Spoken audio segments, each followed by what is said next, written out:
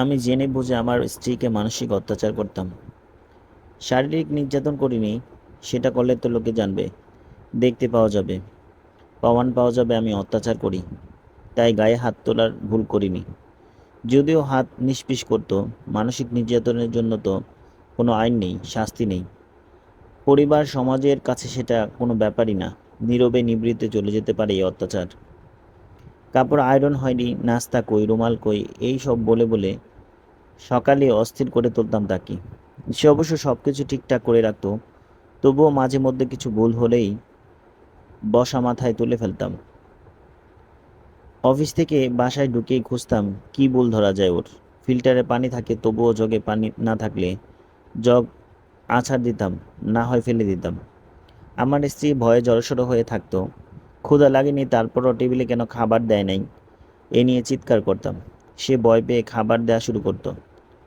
বলতাম, সংসারে তোমার কোনো মনোযোগ নেই, মন কই থাকে। সে হয়তো বারান্দায় গেছে কাপড় মেলতে বা তুলতে। আমি নিঃশব্দে পিছনে গিয়ে দাঁড়ালাম। হঠাৎ বললাম, বারান্দায় কাকে দেখতে আসো, এতক্ষণ লাগে?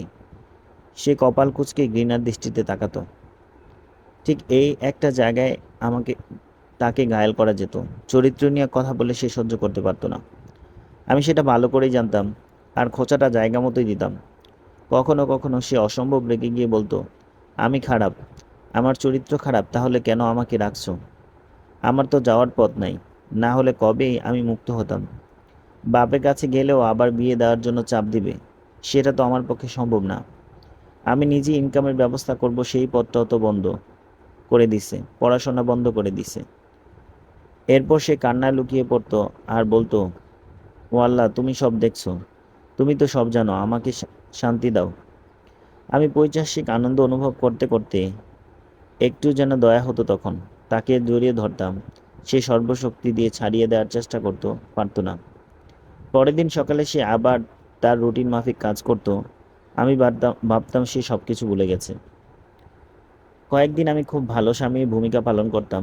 তাকে নিয়ে কোথাও গেলে সে আশপাশে তাকালেই আমি তার দৃষ্টি অনুসরণ করতাম, সে কাকে দেখছে। আমি বলতামও, কাকে খোঁজো? ও যখন চুপ চুপ করে মাথা নিচু করে বসে থাকতো। তাকে নিয়ে ঘুরতাম, খেতাম, কেনাকাটা করতাম। আমি ভাবতাম এই সব কিছু তার প্রাপ্যের চাইতো বেশি। খাওয়ার জন্য সে যা পছন্দ করত সেটা দিলেও ১০০টা কথা শুনিয়ে আমার পছন্দটাই বেশিরভাগ সময় নিতাম। কেনাকাটা থেকে শুরু করে সব ক্ষেত্রে আমার মতামত প্রাধান্য পেত। সবাই ভাবতো তাকে আমি অসম্ভব সুখে রেখেছি, আমিও কিন্তু তাই ভাবতাম। প্রথম সন্তান পেটে আসলে মাঝে মাঝে তার যত্ন নিতাম, খাওয়া দাওয়া থেকে শুরু করে সব কিছুর। মন থেকে করার চাইতেও দেখানোর জন্য প্রবণতাই বেশি ছিল। এই জন্য আবার বলতামও, এমন কেউ করে না, বুঝলে? বউকে মুখে তুলে কয়জন খাইয়ে দেয়, বউয়ের বমি কয়জন পরিষ্কার করে, আমার মতো স্বামী পাইছো, বিরাট কপাল তোমার। সে শুষ্ক সুটে মলিন হাসলো। আমি ভাবতাম সে খুশি হয়েছে, কিন্তু আমি ভুল ভাবতাম। সে বিদ্রূপের হাসি হাসতো। তোমার সন্তানের জন্য করছো, আমার জন্য কিছুই না, এটাই সে ভাবতো। তার হাতে ২ কিংবা ৩ শত টাকার বেশি কখনো দিতাম না, আবার এটারও হিসাব নিতাম। বাসায় একটু বেশি গোছানো দেখলেই জিজ্ঞেস করতাম, কে এসেছিল? বলো, কে এসেছিল? আমার অগোচরে কে বাসায় আসে? যে কোনো পুরুষ মানুষকে জড়িয়ে ধরে তাকে কথা শোনাতাম। সে তাকিয়ে থাকতো শুধু। সে আসলে ক্লান্ত হয়ে গিয়েছিল আমার এই সব আচরণ দেখতে দেখতে। বাসায় কোনো আত্মীয় আসলে কিংবা আমরা কোথাও গেলে কোনো পুরুষ ওর সম্পর্কে কোনো প্রশংসা কাব্য উচ্চারণ করলে আমার পিত্তি জ্বলে যেত। অকারণে রাগ দেখাতাম, খারাপ আচরণ করতাম। এমনকি আমার আত্মীয়স্বজন সবাই যখন ওকে বেশি ভালোবাসতো, ওর প্রশংসা করত, আমি সহ্য করতে পারতাম না। শালি, কাজিন, এদের মোট কথা মেয়ে মহিলা দেখলেই আমার মনে অন্যরকম ভাব হতো, কথা বলতে ইচ্ছে হতো। তাই আমি আমার স্ত্রীর বেলায় ভাবতাম তারও আমার মতো এমন ইচ্ছে হয়। এই জন্য কোনো পুরুষের সাথে কথা বলা, সে যাই হোক, আমার পছন্দ ছিল না। আসলে মন কটু তো আমার, তাই আমি তেমনই ভাবতাম। ওকে যা ইচ্ছা তাই বলছি, মুখে কিছুই আটকায়নি আমার। সে কেঁদেছে আর আমার তখন শান্তি লেগেছে। আমি অফিসে পুরুষ কলিগদের চাইতে মহিলা কলিগদের সাথে বেশি সময় কাটাতাম। একটা সময় একজনের সাথে জড়িয়ে গেলাম, আমাকে সর্বশান্ত করে দিল ওই মেয়ে। ধার দেনায় জড়িয়ে গেলাম, এমন একটা অবস্থা হলো যে সংসার খরচও চালাতে পারি না। তাকে বলে শ্বশুরের কাছ থেকে কিছু টাকা নিতে লাগলাম। সেটা অবশ্য সহজ ব্যাপার ছিল না। ব্যবসা শুরু করেছিলাম, সম্পূর্ণ লস হয়েছে। এই সমস্যা দেখিয়ে কাজ হয়েছে। আত্মীয়, বন্ধু-বান্ধব, দোকানদার, টিচার, রিকশাওয়ালা, এমন কেউ বাদ নেই যাকে নিয়ে কটূক্তি বা নোংরা কথা শোনায়নি। ওই যে চরিত্র নিয়ে বললেই শুধু কাজ হতো, এমনিতেও ও একটা মরা গাছে পরিণত হয়েছিল সব সময়ের জন্য। এবার ওর সহ্যের সীমা ছাড়িয়ে গিয়েছিল হয়তো। বাচ্চাকে কোলে নিয়ে বাসা থেকে বের হয়ে যেতে চাইছিল। আমি বললাম, কোথায় যাবে? সে বলল, আল্লাহর এত বড় দুনিয়ায় কোথাও না কোথাও আমার জন্য একটু জায়গা হবেই। আমি বাচ্চাকে কোলে নিয়ে বললাম, যেখানে যাওয়ার যেতে পারো, কিন্তু আমার বাচ্চাকে নিতে পারবে না। আমার অগোচরে ওকে নিয়ে যেতে গেলে খুঁজে বের করবো আর ওকে আমার কাছে নিয়ে আসবো। আর কখনো সন্তানের মুখ দেখতে দিব না। সে ফ্লোরে বসে পড়ল। আমি জানতাম সন্তান তার জান, ওকে ছেড়ে সে কিছুতেই থাকতে পারবে না। এটাই আমার কাছে একটা হাতিয়ার হলো ওকে ঘায়েল করার। এরপর থেকে আমার মনে ভয় হতো, সত্যি যদি আমাকে ছেড়ে যদি চলে যায়। সে আমার ফ্যামিলির প্রতি খুব হেল্পফুল, কেয়ারিং, তবুও আমি এমন করতাম। আমি এমন ব্যবহার করতে না চাইলেও হয়ে যেত। ওর বই পড়ার শখ ছিল, এনেও দিতাম অনেক, কিন্তু ওকে পড়তে দেখলে রাগে গা জ্বালা করতো। কিছু একটা বলে শুরু করে দিতাম। এরপরে সে বই পড়া ছেড়ে দিল। একটু বসে থাকলে, শুয়ে থাকলে, টিভি দেখলে তখনও রাগ হতো আমার। এরপরে দেখতাম সে শুয়ে বসে না থেকে, কাজ না থাকলে রসুন বাছে, চাল বাছে। আমি ইচ্ছে করে ছোট ছোট দেশি রসুন আনতাম। ও যদি কখনো এমনি বসে থাকে বা শুয়ে থাকতো, টিভি দেখতো, আমার পছন্দ হতো না। আমি চাইতাম সারাক্ষণ কাজ করুক। কেন আরাম করবে, আনন্দে থাকবে? কেন এমন করতাম জানি না, করতে ভালো লাগতো।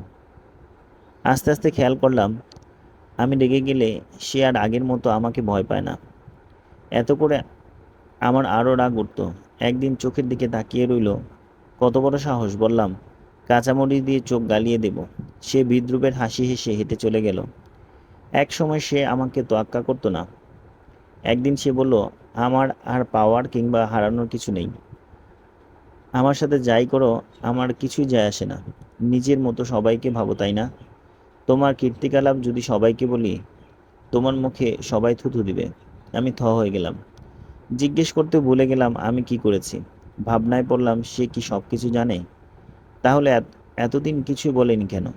আসলে সে কিছুই জানতো না। সে হয়তো শুধু বুঝতে পারতো। তার আইকিউ আর সিক্স সেন্স খুব প্রখর। সেদিন থেকে আমি একটু চুপসে গেলাম। মানুষের কাছে ভালো থাকাটা জরুরি।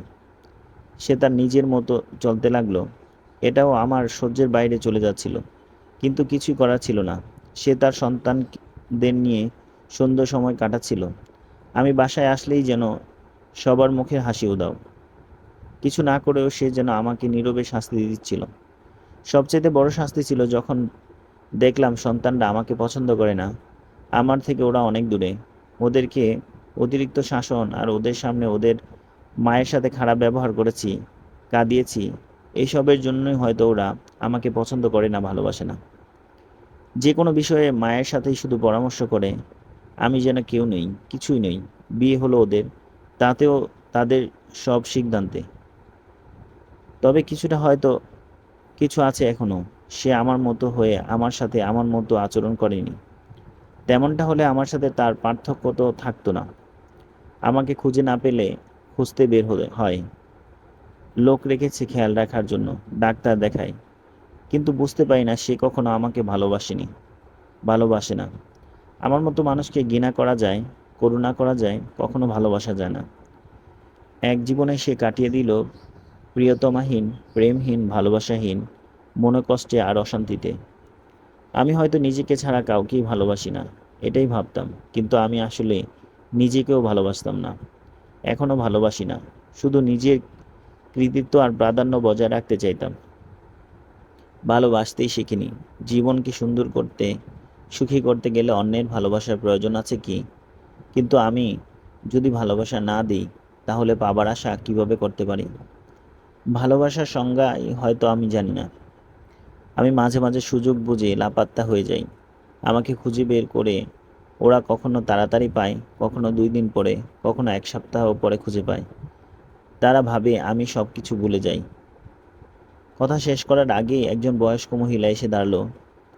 মহিলাটি বয়স্ক লোকটাকে উদ্দেশ্য করে বলল, আর কত জ্বালাতন করবা তুমি? চলো বাসায় চলো।